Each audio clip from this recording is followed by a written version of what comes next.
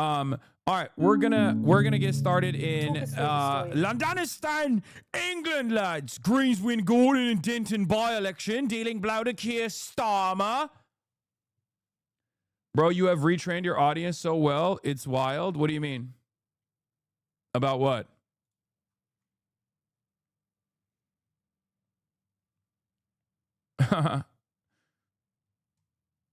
About loving the soundboard? Yeah. The evening. Well, yes, it's an absolutely cataclysmic result. Cataclysmic result. The Hasanabi heads, the parasocialists in the fucking UK are rising up, lads. Rising the fuck up, lads. Fucking hell. Effectively, they've lost something like half of their support from the last general election. Less than 2 years ago, of course, have switched across to the Green Party, who've won by an absolutely stonking margin.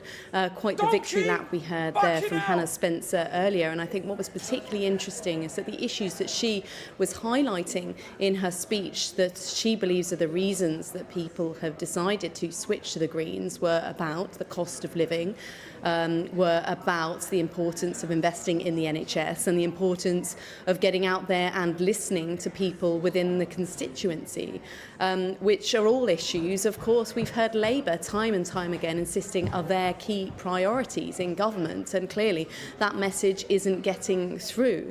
Now, Reform came in second, of course, and for them, they also were claiming substantial support. They clearly gained a lot of people switching across from the Tories, who performed so very badly that they lost their deposit in terms of the number of votes that they won. But clearly, despite the rhetoric beforehand, Reform didn't have enough support to win at all. The Greens edging far ahead of everyone else. But I think what it really shows in our politics is just how much the system has splintered. For so long we've had this kind of two-party focused system, whereas actually now it's the parties on the left and on the right who are really outflanking both Labour and the Conservatives in terms of popular support.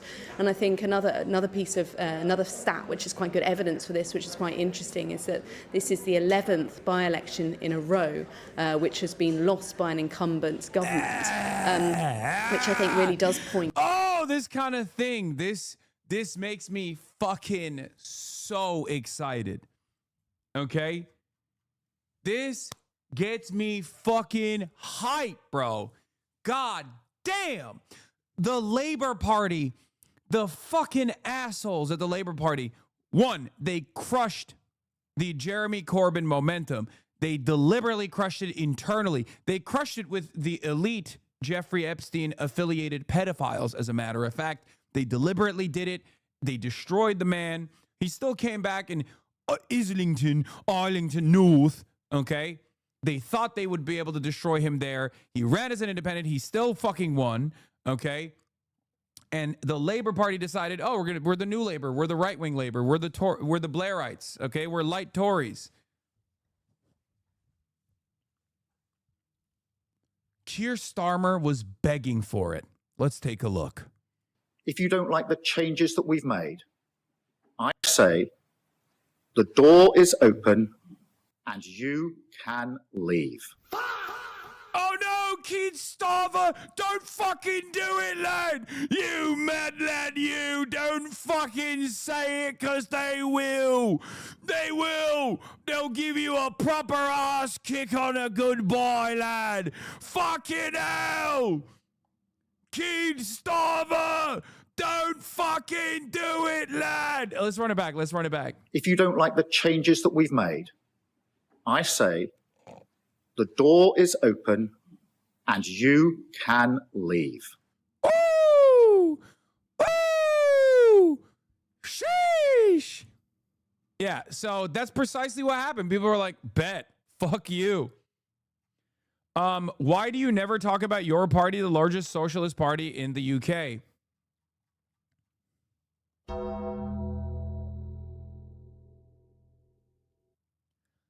Because it's embarrassing.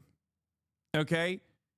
You think I wouldn't be a fucking major fucking advocate for your party? Are you stupid? I like Zara Sultana. I like Corbyn. I like I like having a principled socialist party. But I don't know if you noticed it, but Corbyn himself was saying like that they're aligned with the Greens. Everything that is wrong with your party, which again, from the name itself, everything that's wrong with your party is everything that I yell about on a fucking daily basis on the Hasanabi broadcast, bro.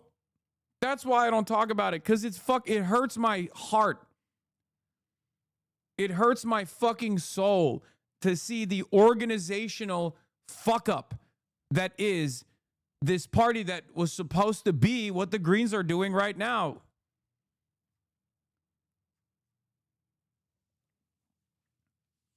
That's it. That's it. Like, your party's polling is disastrous. It's fucking disastrous, dude. And there's a reason for it. Yeah, statement on Gorton-Denton by-election. Huge congratulations to Hannah Spencer on an inspiring and well-deserved victory. Against the poisonous rhetoric of reform and the cynical do-nothing politics of labor, Hannah showed that hope for a different world can win. Moving forward, your party will work together with the Greens as friends and allies, not opponents, which makes sense because, like, Corbyn doesn't, for me, I feel like he doesn't give a shit whether he's at your party or not. Okay?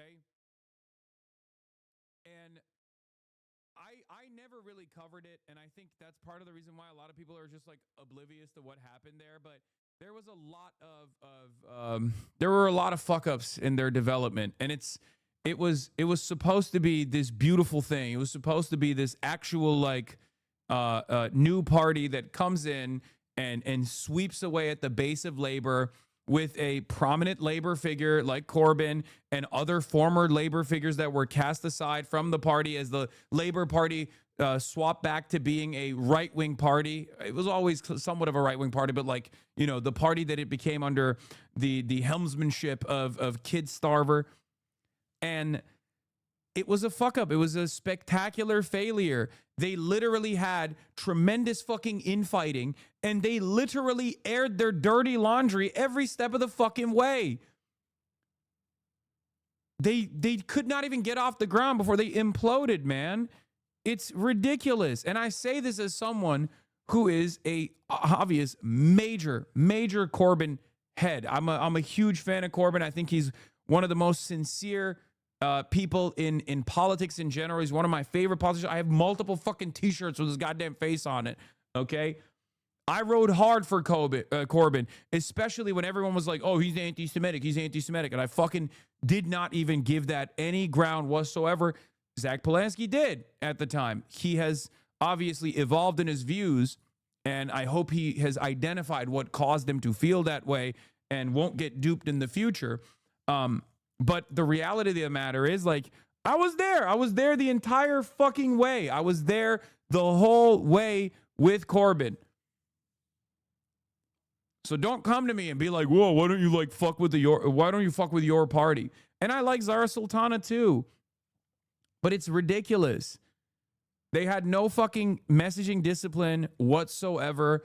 They had no messaging discipline whatsoever. They were so disorganized. There was so much infighting taking place, and it happened in fucking real time. And all these people that were so excited about it literally felt like they left with a bad taste in their mouths. I'm not even attacking your party in general. Like, I want it to be good. I want it to be fucking good. I wanted it to be serious. Okay? Also, the name is ridiculous, but it doesn't matter.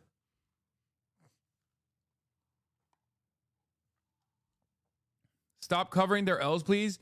Please stop covering your party. It's hurting me. I'm still heartbroken over the story. This is why I never talked about it, by the way. But chatter was like, why don't you support the only socialist party in the country? So I'm explaining to you the reason why, because it was fucking embarrassing. And I didn't want to, like, attack these people or criticize these people who I actually admire. Okay? That's why.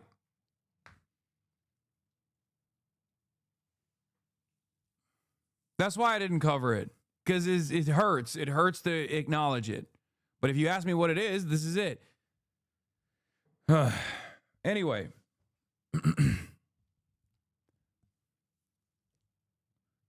But Greens very clearly filled that fucking void. They already had a little bit of motion in the past elections, and they were growing, right? They had the momentum on their side. And honestly, Zach Polanski is a fucking awesome communicator. Let's be real. He's a podcaster, which in normal circumstances you would consider to be an L, but he's a great communicator. Okay? They're great. They have tremendous messaging discipline. They're very good on a lot of issues. They don't compromise on their fucking values. They go in and they say, this is what we're about. And you need that. Zara Sultana absolutely frame mogs the high cortisol beta Jimmy Corbin. I'm sorry, but it's facts. Okay, shut the fuck up. Shut up.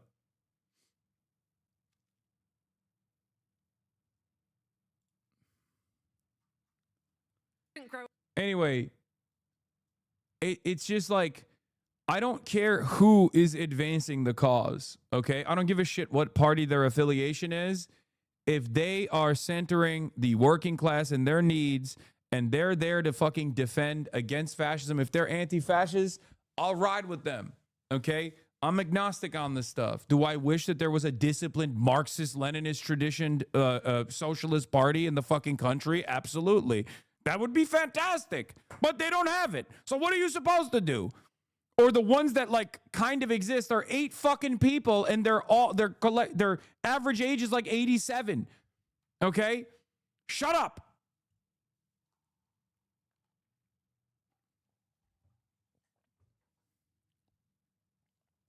Anyway, long gone are the Greens of the past anyway. The UK Green Party is totally different. Okay? You're talking about a person who's a plumber, a socialist, anti-racist, champion of the working class.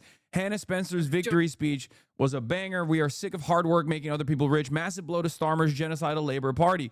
This was an anti-Zionist, a principled anti-Zionist vote.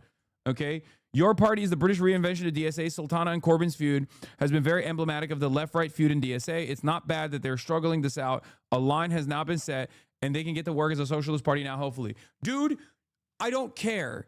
I can't fucking stand it, okay? You're going to have some struggles. There's going to be ideological fissures. There's going to be a lot of ideological problems internally when you're trying to build a fucking working class movement. There are a million different traditions, and leftists love fucking arguing over them endlessly.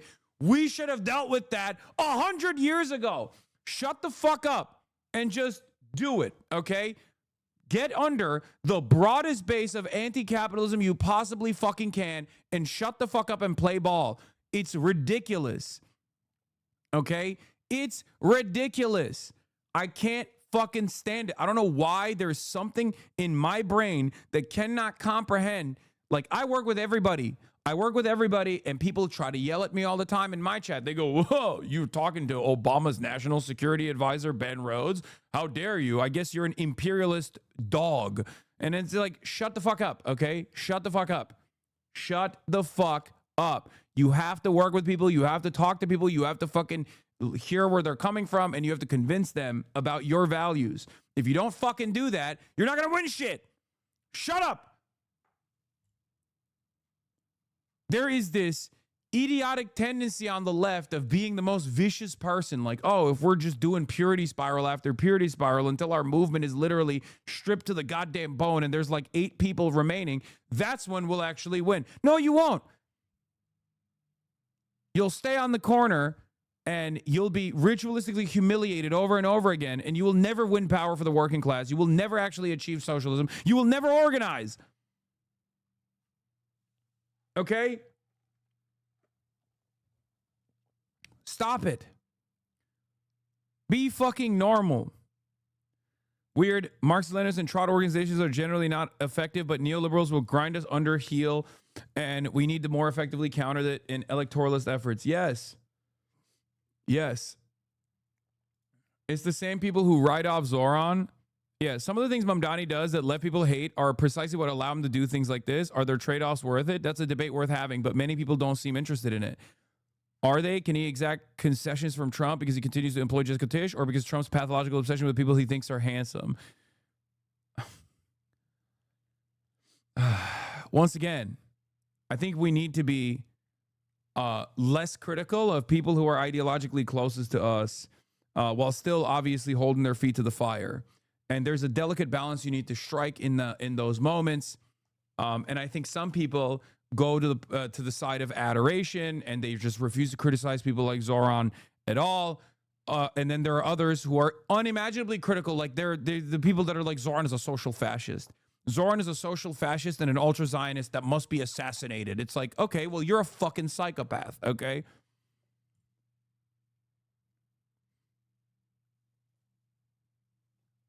Like, this is what we got. You have to work with what you have. It's that simple. Anyway. Secret agent Starmer destroying the party from the inside. It's difficult because he is so odious and nasty, but we must now hope Starmer stays as long as possible. He's quite literally voter repellent, and he's permanently dismantling the awful Labour Party the longer he stays, which is necessary historical task. Yes, for many, many years, I would have abso-fucking-lutely said, this is the wrong approach. You got to fix the Labour Party from within. But now that there are alternatives out there with viability, fucking kill it. Okay? Fucking kill it. Kill it. The good ones will come to whichever fucking party you're at. When you build the movement, they will come. Okay? It's over. Let him stay. I hope he fucking stays in power for as long as he can. Because, guess what? There's a secret weapon that's not so secret out there. There are going to be more elections. And when that election time comes around, when Starmer is still leading the fucking party, you can hang the Mendelsohn case around his fucking neck like a goddamn anchor and destroy what remains of the hope that exists within the fucking Labour Party. Okay? There are more elections coming up in the month of May. And when that happens, and if Starmer is still seen as the leader of the party, which a lot of the people I think within the Labour Party are looking at the situation and thinking, ooh, maybe I can take over because he is an unprecedentedly unpopular leader, with the exception of Liz Truss. Liz Truss is the only other prime minister who's been as unpopular as Keir Starmer, and she is like a record breaker, right? Like we know she was so bad that like her reign could not outlive a fucking cabbage, a head of cabbage, right? So, let him stay in charge. And then when the moment is most opportune, you hang the fucking Mendelsohn situation around his goddamn neck. You wrap that anchor around him and you let him fucking sink the entire party.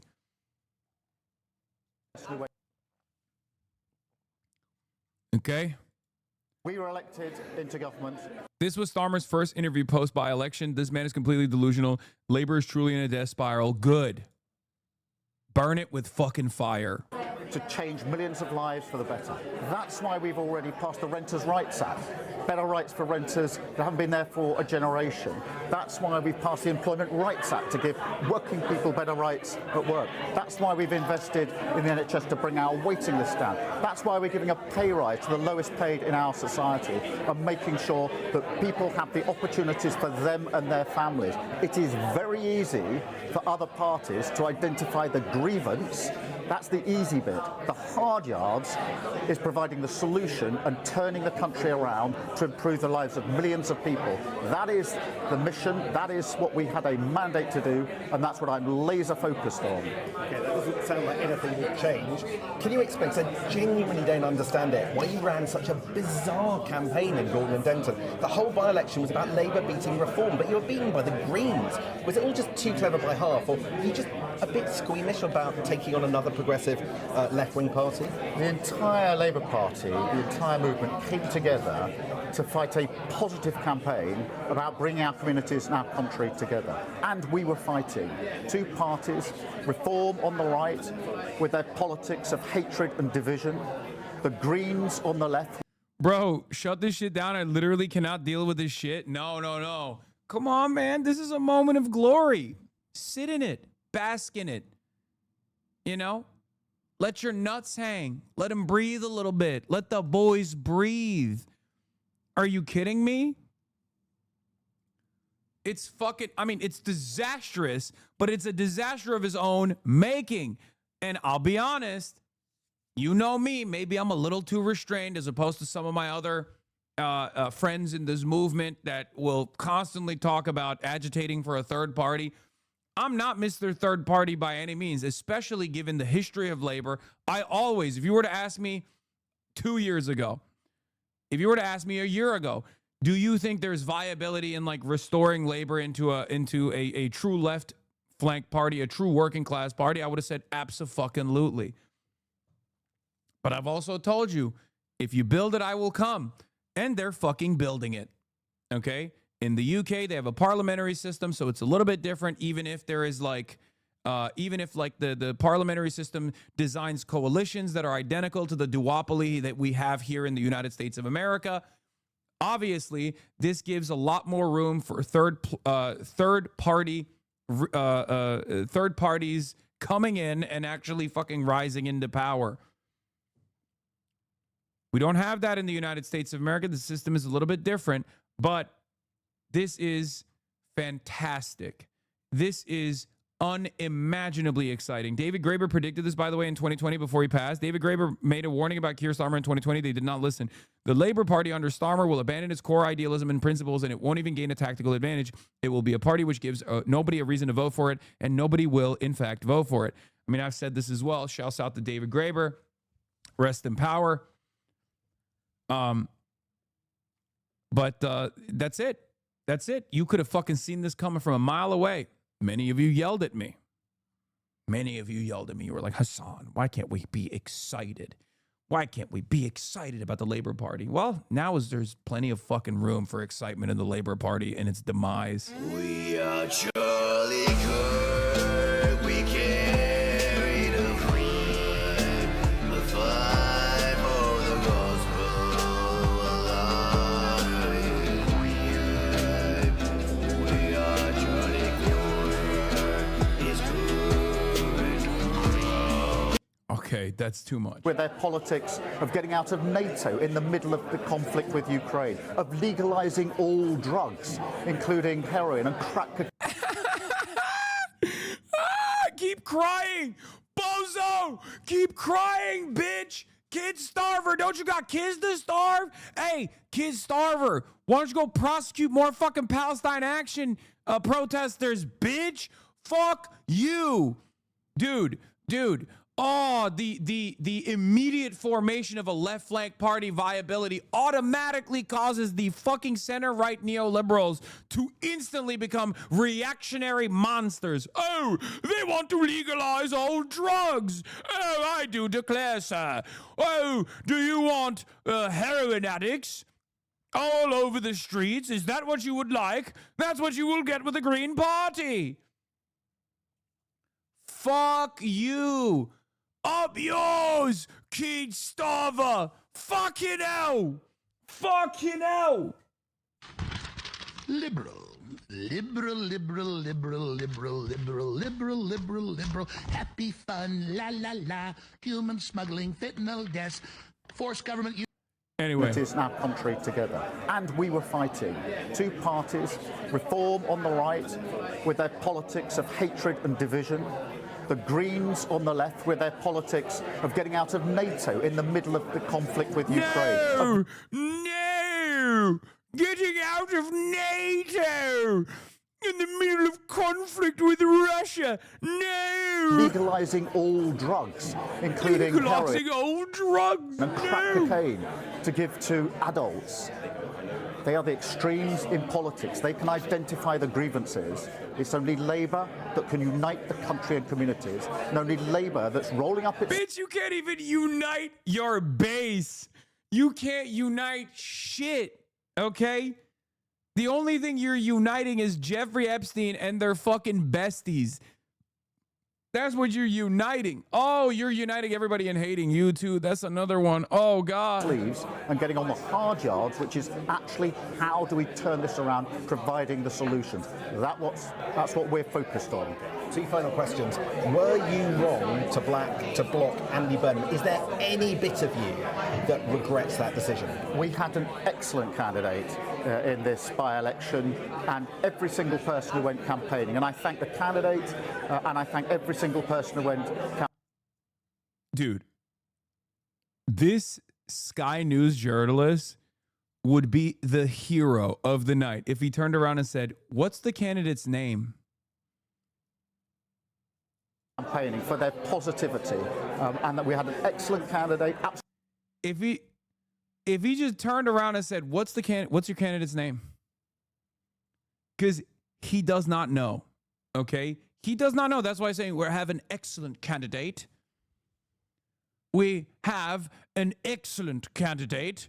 And the candidate, whose gender I cannot recall at this moment, was excellent. Regrets that decision. We had an excellent candidate in this by-election, and every single person who went campaigning. And I thank the candidate, and I thank every single person who went campaigning for their positivity, and that we had an excellent candidate. Absolutely. The Democrats should be so excited. Looking at this, the Democrats should be so stoked that Zohran Mamdani is a Democrat, AOC is a Democrat, Bernie caucuses with the Democrats, and is like trying to build a Bernie-crat wing within the Democratic Party. They should be so stoked.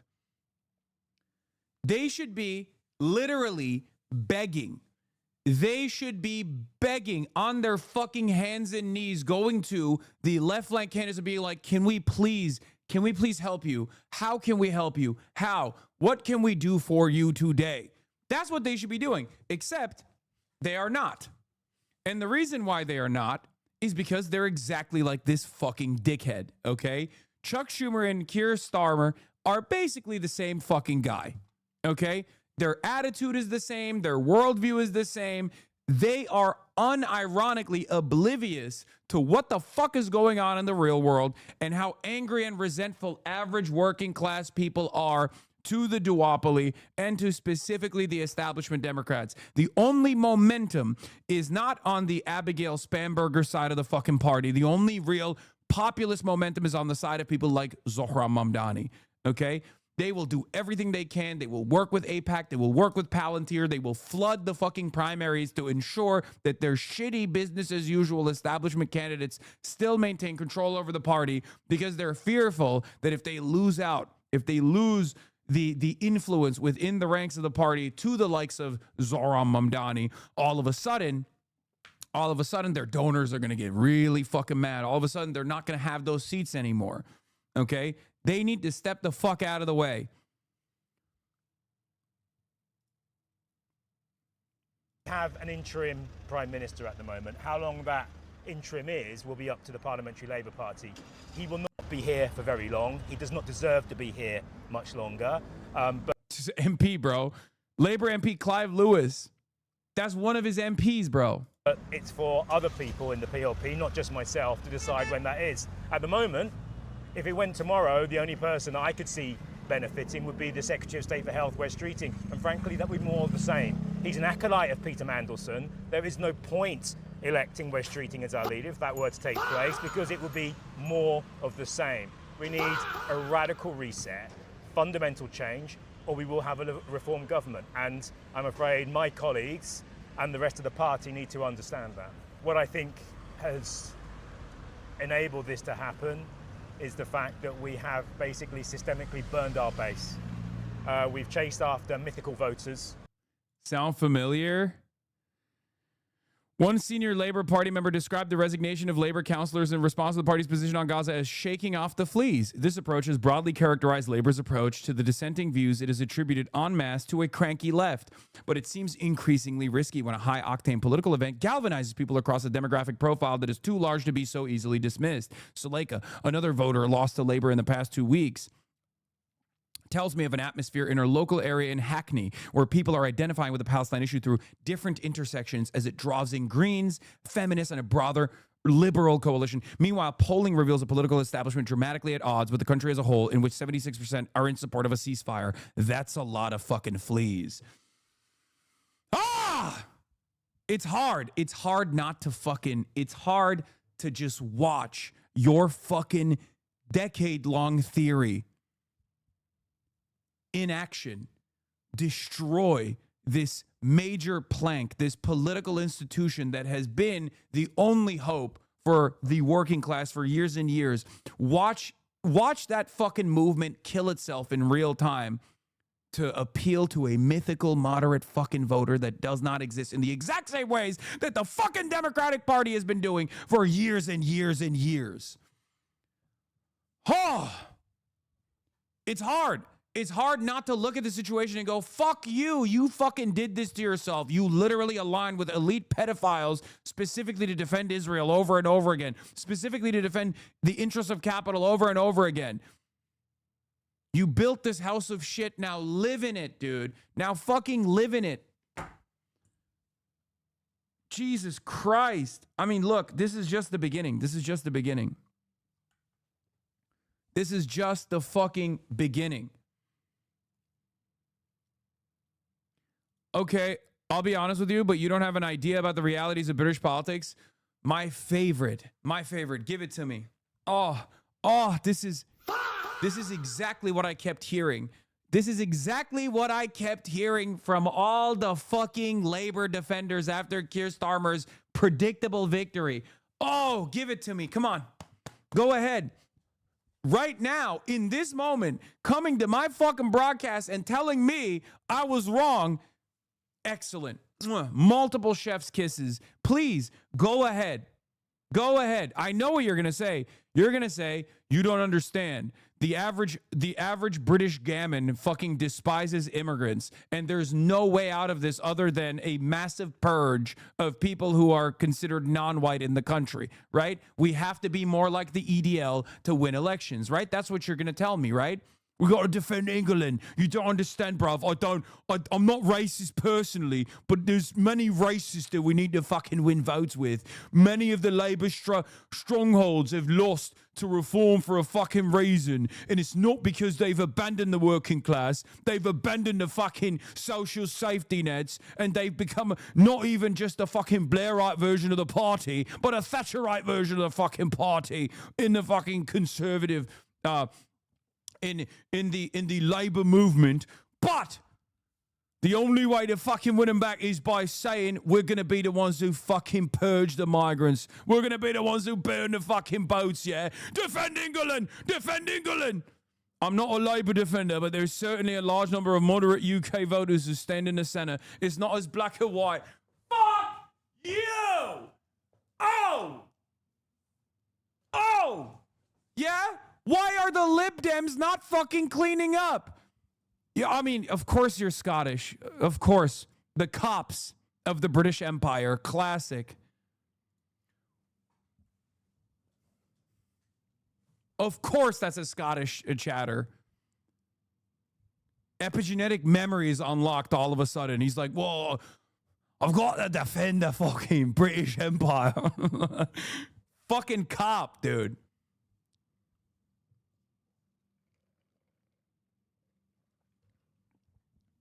Yeah? If everyone is demanding a moderate approach to politics, why the fuck are the Lib Dems not winning every election, every previous election? If they're demanding a moderate and tolerant approach to the immigration issue, the Hillary Clintonian approach, where it's like, we'll actually be the ones who are deporting the migrants, please vote for us. Why the fuck is Labor losing? They're doing just that. How the fuck did they lose to a party run by a gay Jewish podcaster? How did that happen? Perhaps it's because of what he's saying. How'd that happen? And it's fucking brilliant because they try so goddamn hard to hit him with the, oh, you're anti-Semitic and you're anti-Semitic. Zach Polanski is Jewish, okay? Can't get him on that.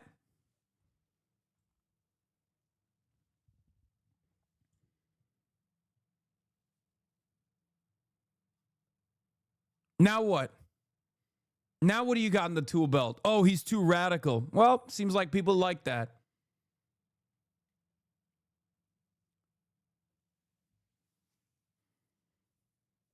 It's so funny that people are just like still doing this thing in the aftermath of a clear-cut, resounding defeat for moving to the mythical moderate center. Like that lost. Last night, that lost. And you're still over here being like, No, my good sir, you don't understand. I do declare what the people want is reasonable, moderate politics. It's just that true neoliberalism hasn't been tried, my good sir. We must not just be Blairites in the Labour Party. We must be now the Conservative Party. We must become the Tories under Thatcher. This is the only way to win. True neoliberalism hasn't been tried, my good sir. Yes, we will do it ourselves. Great, dude. Keep hemorrhaging. Keep hemorrhaging your fucking constituencies. Keep hemorrhaging your base. You destroyed the party. I literally vote Lib Dem. Look up Orkney constituency. I'm not defending anyone, but rather just pointing out the reality of UK politics. Hey, notice how you fucking told me that I don't know enough about fucking British politics or know nothing about British politics, and I clocked who you fucking vote for?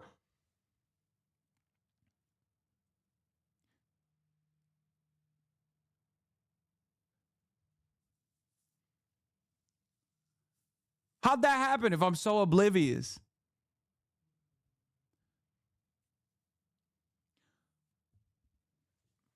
How'd that happen? I'm an American. I'm a dumb American Yankee. How the fuck could I smell the pivot to the center narratives coming from your Lib Dem ass, barely sentient, the barely existing party? Oh, you don't understand. There's real momentum in the moderate side of things. And I will tell you why there's real momentum. If you noticed, the Lib Dems actually gained votes in this last election cycle. It shows that there's real movement in the center. I know he's Scottish. I can't do the Scottish accent that well, so I'm just going to keep using the fucking posh British accent. You can't come in here and tell me that the pivot to the center actually works right after it was demonstrably a fucking failure. Okay, that's it. You can't do it. Look, listen to the fucking Labour MPs. They're freaking out. Who have no interest in voting Labour. We've alienated a vast swathe of that constituency on issues from Gaza through to immigration and asylum. The whole tone of this government is one that many people, and I heard it on the doorstep, you're not a Labour Party that I recognise. What happened to you? Look, the Labour Party changes, the Labour Party adapts, but it has a core philosophy, which is you want to improve people's lives and you want to have a politics which is inclusive. It doesn't make a difference if your banners say that. Your actual actions, your policies, your behaviour and how you come across to the public is what's important. And frankly, under Keir Starmer and the people around him, we have come across sounding like a pound shop reform. Every single one of these guys rat fuck Corbyn too, by the way. So they can suck me. Anyway, their new excuse, Melbourne. Oh, this was awesome too. Yeah. These guys literally do not understand how solidarity works at all. They cannot comprehend it because they've never done it, right? They don't understand that if you come out and you fucking say, not Clive Lewis, he's a leftist. I thought Clive Lewis also was a part of the rat fucking operation. Maybe not as like aggressive as like some of these other people because he's on the left flank of Labour, but regardless.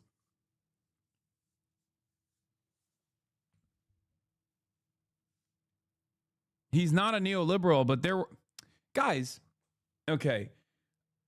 From what I understand, there are within the Labour Party, there are different forces. Okay. Some are actually, some are actually like real ass socialists, but still some are actually real socialists, but they do actually, they did also participate in like defanging Corbyn.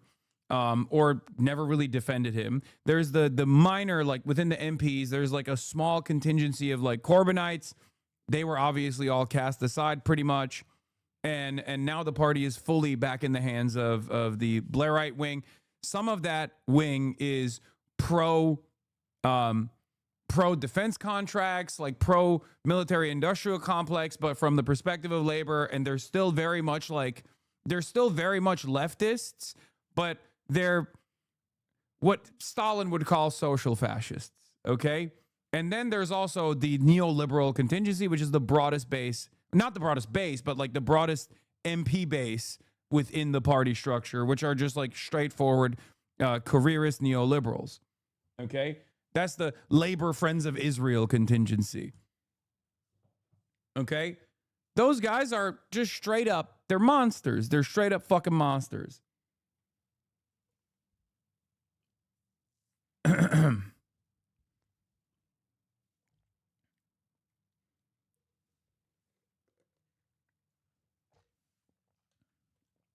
Keep the leftist revolution going. Greens, your ancestors are finally smiling upon the aisles. Yeah, green actually is the new color, is the color of Islam. Okay, that's what the greens actually represent. No more eco-capitalist greens. We are now using the Islamogoshism. That is the new variant of green. Inshallah, woke Sharia is upon us. Okay. The Economist reading like a leftist pamphlet here. Hannah Spencer is very impressive. The Greens gathered a coalition of young progressives, working class former labor voters, and Muslims who make up over a quarter of Gorton and Denton's residents. Ms. Spencer knitted these disparate groups together with panache. The plumber turned MP completed a certificate in plastering in the final weeks of the campaign. I was determined to finish my course because I was like, that's what we do here.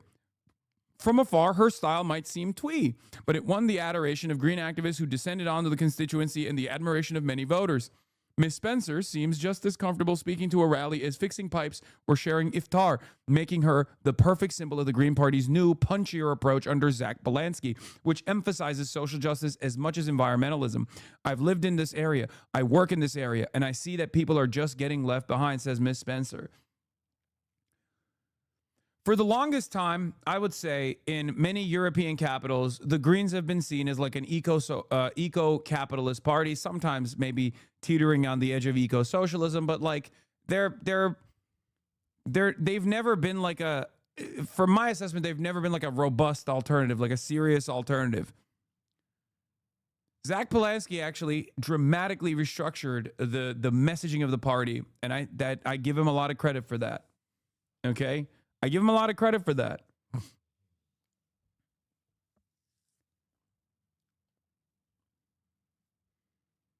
This is a very different Green Party, I think. This is a very, very different Green Party.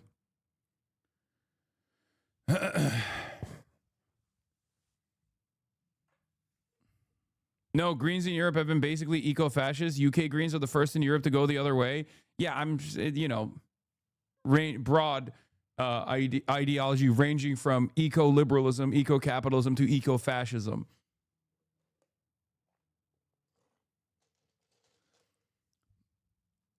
How can you be, wait, what is this?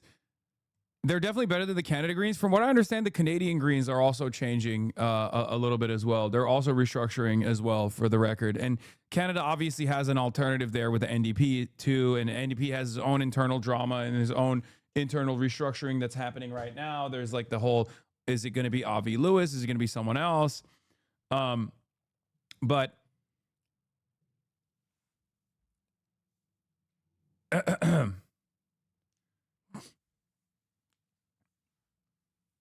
didn't Sam Cedar say something weird about Polanski? Not Zach Polanski, Roman Polanski. He made a joke about Roman Polanski and how people were referencing his like work when talking about, instead of talking about his pedophilia.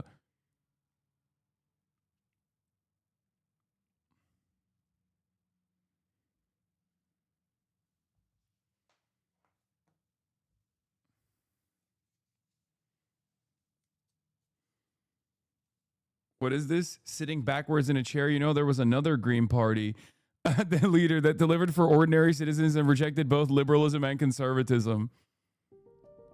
Of all of Africa's many charismatic post-colonial leaders, there is perhaps no one quite as mysterious as the late Muammar Gaddafi. The self-proclaimed brother leader who led the North African state of Libya from his entry into power in a bloodless coup in 1969 until his shocking death in 2011. It's true. He wrote a whole book, a green one, At least until very recently, Canadian Greens was just a cult of cranks around one MP. I would be genuinely surprised if it changed for the better, but one can hope. I think so. At least I feel like there's changes happening all around us. Like I said, or not I said, like Gramsci said, the old world is dying and a new world struggles to be born from its ashes. Now is the time for monsters, but also now is the time for organizing. Okay. And I think a lot of people are taking advantage. They're finally seizing the moment. They're finally seizing the opportunity. And they're doing their very best. I will try to do my very best, as should you, to make sure that this necessary change happens both in this country and in every country that you live in. Okay?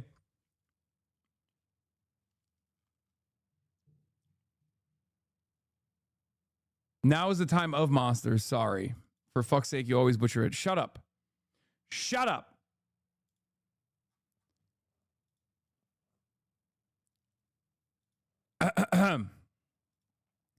During all this, I also qualified as a plasterer because even in chaos, even under pressure, I get things done. I am no different to every single person here in this constituency. I work hard. That is what we do. Except things have changed a lot over the last few decades because working hard used to get you something. It got you a house, a nice life, holidays. It got you somewhere. But now, working hard, what does that get you? Because talk to anyone here and they will tell you.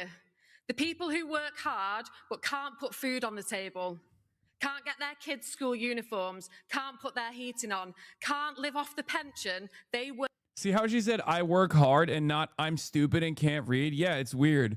She should have tried being like, I'm a dummy. I don't know how to read. I'm illiterate. Just like you, the stupids. Vote for me, which is a vote for the stupids. You know, just like Gavin Newsom. Confusing why she's not doing that and doing this instead, which seems to be a much better, a much more unifying message. Odd. Worked hard to save for, can't even begin to dream about ever having a holiday, ever. Because life has changed. Instead of working for a nice life, we're working to line the pockets of billionaires. We are being bled dry. And I don't think it's extreme or radical to think working hard should get you a nice life. Ooh! And I don't think that if you're not able to work, that you should still have a nice life. I think that absolutely everybody should get a nice life. And clearly, I'm not the only person who thinks that, because I've made clear my position. I don't understand why is she not talking about the moderate mythical centrist voter that she clearly captivated with her modical mythical centrist approach. Why is she not talking about burning the boats? I don't get it. When it's obviously an incredibly important plank in her campaign, right? Like when she says we're gonna kill the migrants, like we're gonna arm the working class of England, the Gammons, the small business owners, with weapons, with the blunderbuss, so they can shoot directly at the boats coming over. It's just odd. It's odd that she doesn't center the true interest of the working class, which is a principled defense of the Zionist entity. I don't get it. I don't get it at all. Why has she not talked about capping welfare for people who want to have more children, for example? It's just like reasonable austerity that is an absolute necessity. Where is all of that in her message? Why is she winning by centering the working class? That creates surplus labor value for the capital owners. Why is she doing this? I'm scared. And my commitment to working class communities, the community that I am from. People in their thousands told me on the doorsteps and at the ballot box that what we are sick of is being let down and looked down on, that we are sick of our hard work making other people rich. I lived in this constituency at one of the most difficult and... Our hard work making other people rich, by the way, is a perfectly sanitized way to talk class politics in a way that people can comprehend, in a way that people can understand. What she's saying there is literally the exploitation that exists within capitalism. What she is talking about directly is the extraction of surplus labor value. She doesn't use those terms. She uses language that is palatable, language that is appealing to the working class, that is a uniting language and the perfect way to approach the subject matter. Okay? Challenging periods of my life. I saw how strong the community was at holding things together. But I saw how much harder life is when the things around you are broken. The litter, the fly tipping, the dirty air. And when I moved, it became even clearer. And this is why I am fighting for the community that I lived in and that I still work in. Because I absolutely refuse to accept that we should You just don't get it? She's being sectarian? What? ever have to move and leave our communities for good schools, a thriving high street and clean air. And I will not accept a society where having more money gets you a longer life expectancy. And so when it came to fighting for people here to stand in this election, well, how could I not fight? Because here, this is what we do. We fight for each other in this very Oh, that's what the Reform... Oh, that's a joke. Reform UK shitheads are accusing Greens of sectarianism. Oh, keep coping, you fucking racist dullards. Oh, it's so awesome. Oh, God, it feels so fucking good to see all of the most cancerous forces lose and eat shit and fucking cry as they piss their diapers, dude. This is also one of the other additional benefits of having like an actual true left flank candidate winning in elections, because then every single nuisance, every single cancerous entity in British politics and all around the world, really, all around the Western liberal capitalist nations, just start crying. Oh.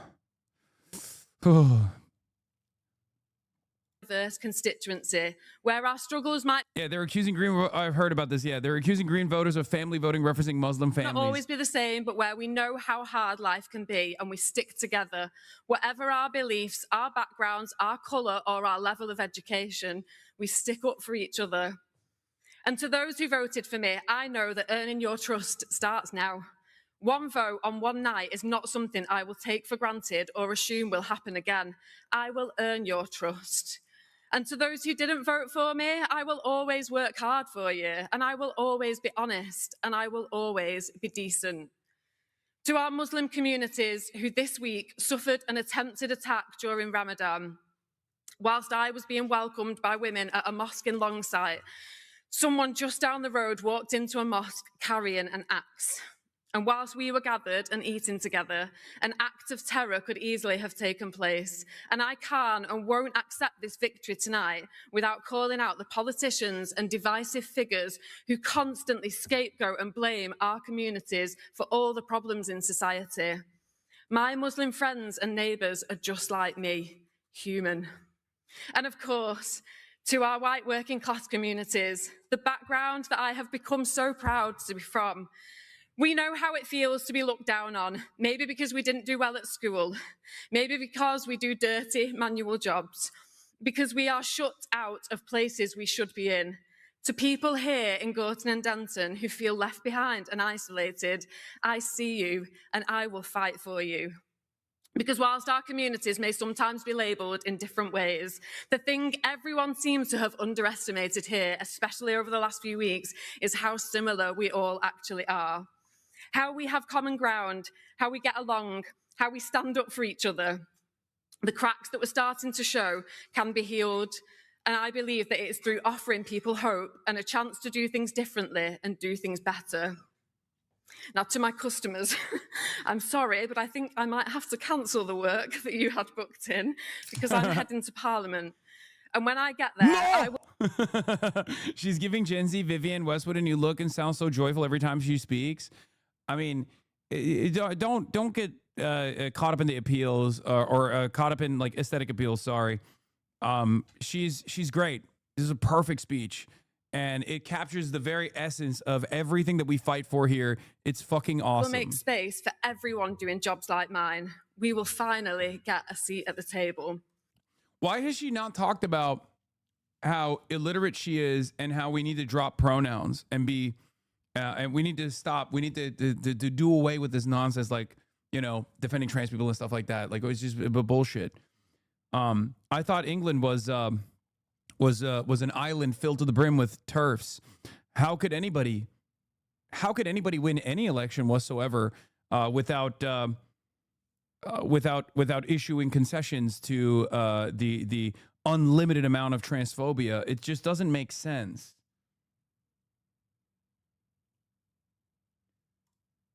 I just don't understand it. I just don't understand it at all. It's worth remembering that this was the result in Gordon-Denton 19 months ago. In 2019, the notional result for the Green Party in this seat was only 2.5%. If the Greens win, and even if they come close, it represents an astonishing shift that could be replicated in loads of seats. Well, they did. They did.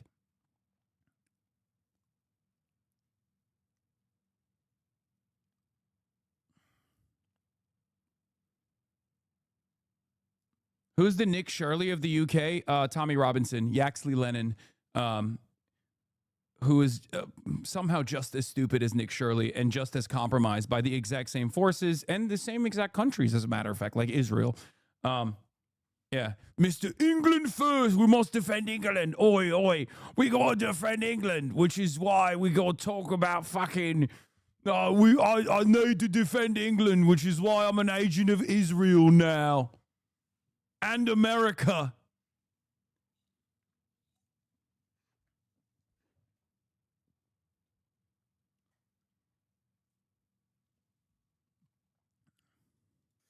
And to Layla, the little girl who I had the pleasure of meeting and holding this week. I promised you I would try and improve the world that you are growing up in. I told you that I am not perfect, but that I always try my best. I always try and do the right thing. Now, something exciting is definitely happening. And I invite you all to be part of it. Come and join the Green Party so that we can spread hope and win everywhere across the country. Our strength will grow as more and more of us come together. We have shown that we don't have to accept being turned against each other.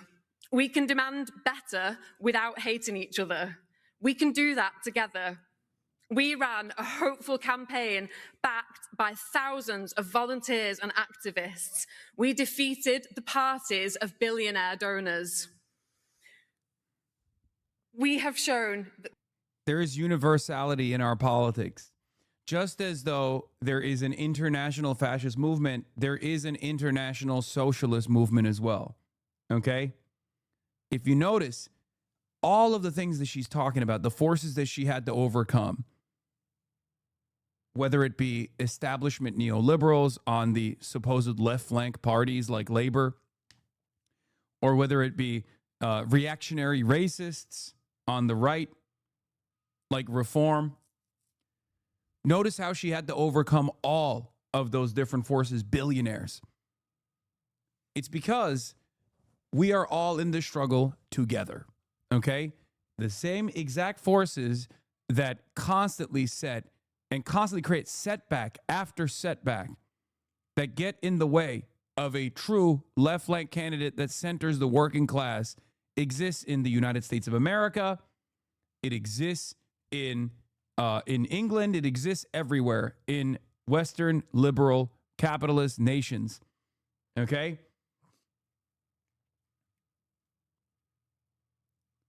Socialism has always been a movement that feeds off of international working class solidarity. This is not to say like, oh, socialism in one country can't be attempted or tried or exist or whatever.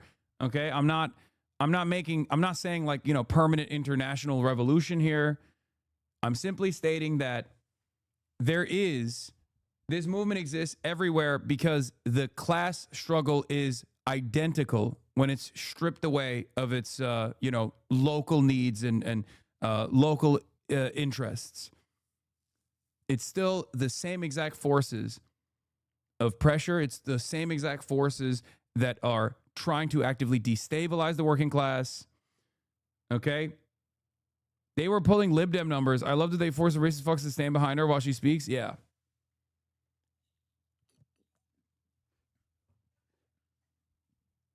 We don't have to accept being turned against each other at all. And we did this with the people who live here, side by side, shoulder to shoulder, just as we have always done in this constituency and in the whole of Greater Manchester. Because this is Manchester, and we do things differently here. Thank you so much to everybody. Thank you.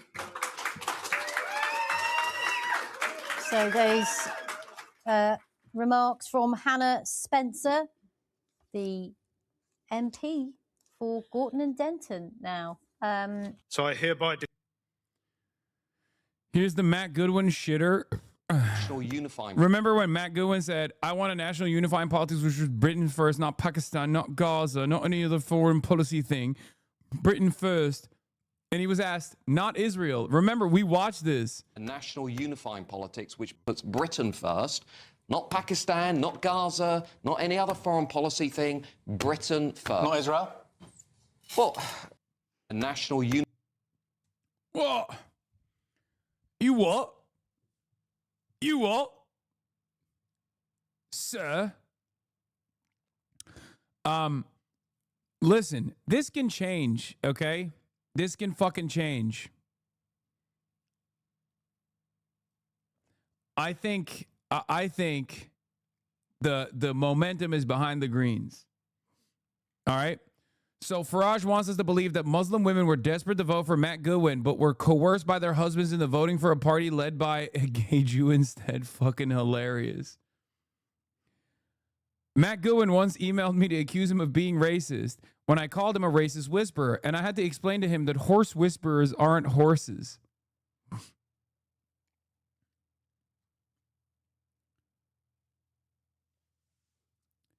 Anyway, here is Zach Polanski's. He's been doing a massive media tour. I've been talking to him as well. I've been trying to get him on. I wanted him to come on the broadcast, but unfortunately, he has gotten 0 minutes of sleep since this electoral victory. So we're working on establishing a good time. Potentially on Sunday, I will be having him on the broadcast to talk to him about where the Greens go from here. I want to do it live. I've been on his podcast already. You guys can go listen to our conversation on his podcast. But here's some of his media. How was legalizing drugs, legalizing prostitution, and greater protection for trans rights and trans people put to a Muslim community in Gorton and Denton? It was put to a Muslim community, and in fact, frankly, the whole community, because the Green Party just ran an election there where they ran an astounding victory of over 4,000 majority. Were those particular policies in your leaflets, your Urdu leaflets? We had Urdu leaflets because people speak Urdu, and we had Bangla. Those policies, were they in there, Mr. Polanski? I mean, what's the assumption behind your question here? Because it sounds... Well, conservative communities might not support... Like, this is so... Oh, God, I hate the fucking media so much. Again, universality in hogs and universality in shitty fucking media figures, okay? Oh, well, you were hiding some of your policies from the Urdu-speaking community. They would not vote for you if they knew you were in favor of making all drugs legal. It's like, yeah. When you're talking to different communities, you show them what you're about. Things that they would be interested in. Okay? That's it. That's it. It's that simple. It turns out you can have a massive coalition around issues that they care about. Okay? That's normal. That's good politics. Okay? You're not duping people. You're simply saying, hey, look.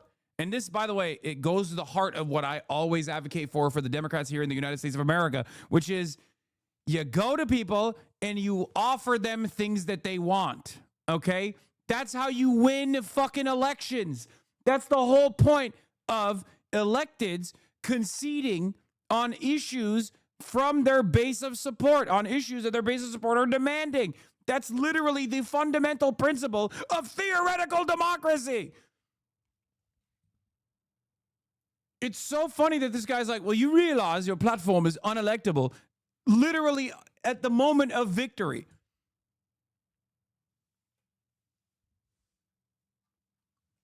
It's so fucking dumb.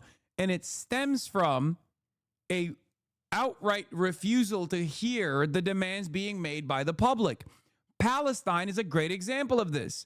76% of the fucking British population is like, enough with this Israel shit. Cut it out, okay?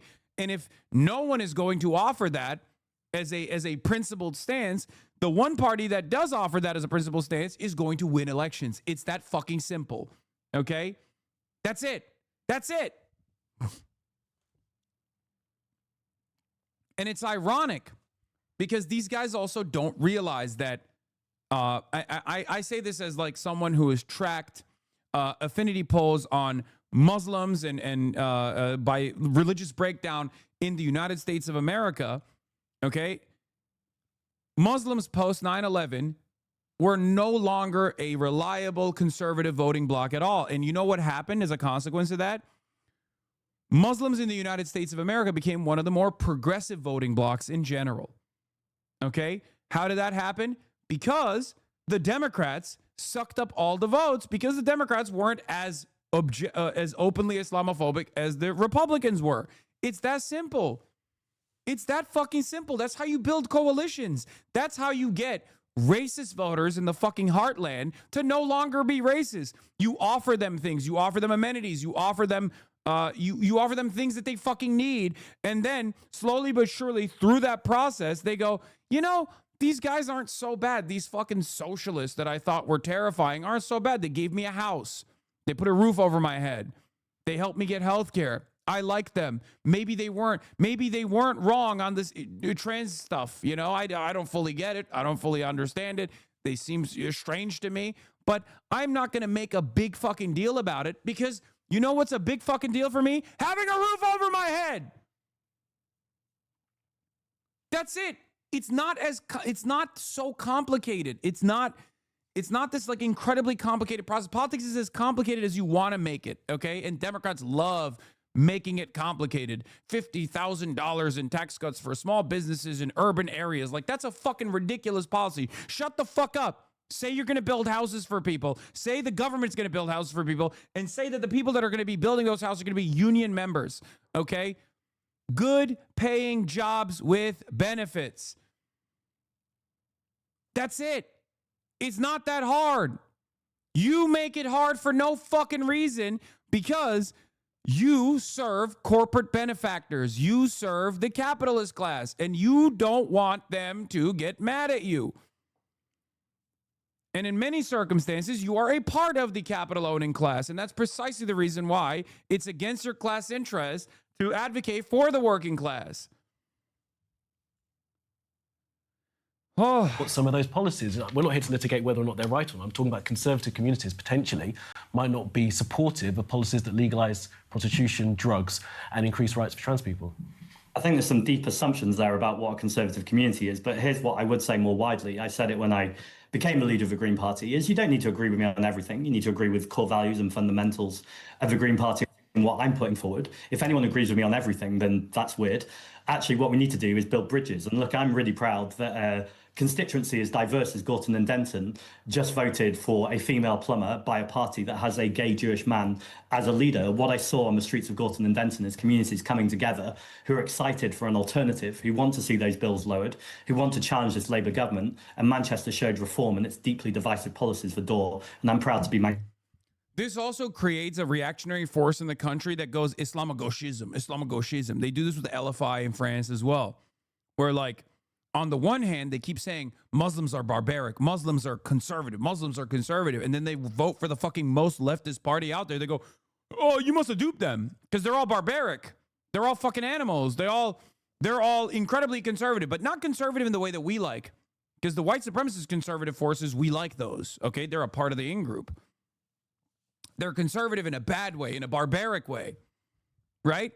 Like, that's literally what this fucking dipshit is saying on Sky News to Zach Polanski. He's like, you duped them. You duped them. You straight up duped them into voting for you by hiding the truth. We've reached the Greens winning Gorton and Denton is the 1979 Iranian Revolution levels of hysteria. I saw this earlier. This is awesome. As the Iranian Revolution of 1979 showed, any coalition between progressives and Islamists end up with the lefties being discarded when they have served their purpose amid a drive towards the implosion of Sharia. Yeah, that's what's happening here. You're right. Yeah, the real green is the Islamist green, and the Ayatollah is gonna thrive in this process. The nascent Shia population is actually doing taqiyya, and they're eventually going to seize power, and they will make England the woke Sharia capital. I think, whether they would say it publicly or not, there's a number of reform-adjacent voters watching this and thinking, go on, girl. Incredible to see a normal person enter parliament. Yes. My God, how fucking deluded can someone be? And to post that delusion to the world? Shamelessness. That's where it comes from. It's a unique superpower, really, in politics. These guys are fucking not only shameless, but every new information that is supposed to destroy their worldview actually somehow finds a way to confirm their priors. Matt Iglesias does it all the fucking time. And there is a robust market for it. There are a lot of people who are in positions of power, who have profound amounts of privilege, who have profound amounts of wealth that want to hear that. Okay? They want to be lied to over and over again. And these guys consistently fucking end up rising to the top because they tell rich people what they want to hear. Look at Barry Weiss. She's the greatest example of this. She is a fucking charlatan. She is talentless. She's a hack. She's never made anything that she's never made anything that's moved people, even a little bit, maybe made people angry, right? And yet she sits on top of a media empire now as a consequence of brown-nosing the right people, billionaires, super wealthy people, constantly telling them, oh, it's the wokes on college campuses that are the real threat to American society. Okay? The only way to fight against these forces is by organizing. The only way to fight against these forces is by getting people to unlock class consciousness, to recognize their position in society, and to fight to create a better future for themselves. Okay?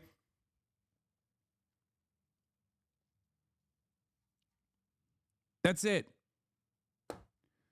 But yeah, this, alongside the unimaginably successful Zoran Mamdani thing with meeting with Donald Trump, has given me endless amounts of confidence. And I tweeted, I said, it's not hard to feel discouraged seeing material realities destroyed in a collapsing fascist system every single day. But there's truly hope out there. One must use the marginal victories to maintain revolutionary optimism every day. People are angry. Now is the time to organize. Okay? That's it. Because other people also see what you are seeing.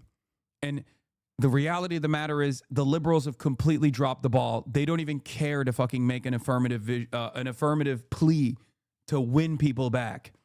This is our opportunity. This is the moment. This is the moment to organize. Take advantage of that anger and show people the truth. That's why I always talk about how galvanizing and how hopeful I felt in spite of the death, destruction, and devastation that we saw in the last 2.5 years in Gaza. Okay? You have to lean into moments and pockets of hope. Okay? Whether it be the election of Zoran Mamdani, the electoral victory of Zoran Mamdani, whether it be this electoral victory for the Greens, whether it be a successful meeting that Zoran has with Donald Trump. These are moments, these are pockets of hope that you can take advantage of, where you can build a movement slowly but surely, okay? These are building blocks that move us closer and closer to our goal, okay? Zoran's victory in New York City, the complete collapse of Israel's approvals as the Western world recognized Zionism as a fascist ideology, the plurality being in favor of ICE abolition in the United States of America. The cynic will tell you it's not enough, but change takes time, and all you can do is be steadfast. And you have to continue being steadfast. Okay? You have to do it for those that have been slain, and you have to do it for those who remain. That was my principle when I was engaging in my advocacy in Gaza for 2.5 years, in spite of people being like, you're a fucking terrorist, you're a Muslim fundamentalist, you're an anti-Semite, all this shit. And guess what? We're on the other side of that now. Now, of course, the struggle continues. The war is not won, right? There's obviously still so much more to accomplish here. But you have to also sometimes sit back and look at the gains that were made, no matter how marginal it feels, no matter how far change feels from where you're standing, you have to kind of pull yourself out of it for a brief moment and go, wow, change can happen. Okay? Change can happen. As long as you remain steadfast and committed to the truth, as long as you keep talking to people, seeing where they're at, and communicating a better alternative vision, you can make that change. You can be the change you want to see in the world. Okay? That's it. That's it. I feel more hopeful than I ever have in the last 10 years of my political advocacy. Okay? Rue McGuire says, probably naive, but I also think public support for Medicare for all being at or near historic highs, according to the polling, may transfer to political will and the resurgence of it as a central issue / push in 2026 and 2028. Already seeing similar to 2019 and 2020. Stay the course. I agree.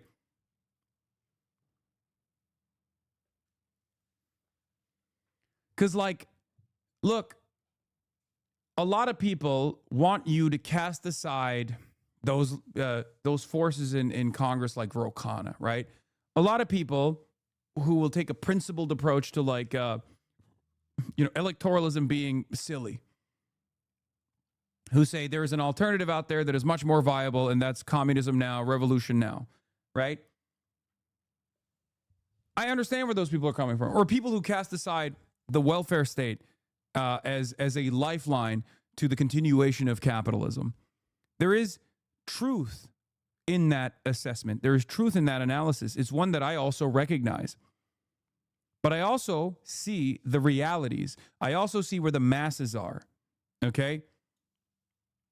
I understand that you have to move people in a certain direction. You have to organize. You have to build systems before you can actually achieve the results you want to. You can't organize to the masses that you want. You have to organize to where the masses are.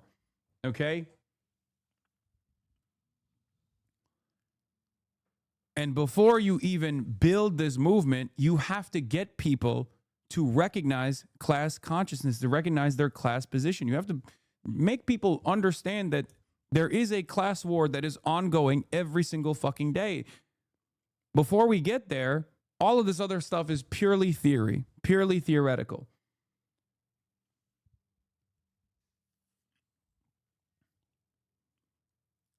Now let's move into another favored subject matter of mine, Israel and its overall disapproval. There were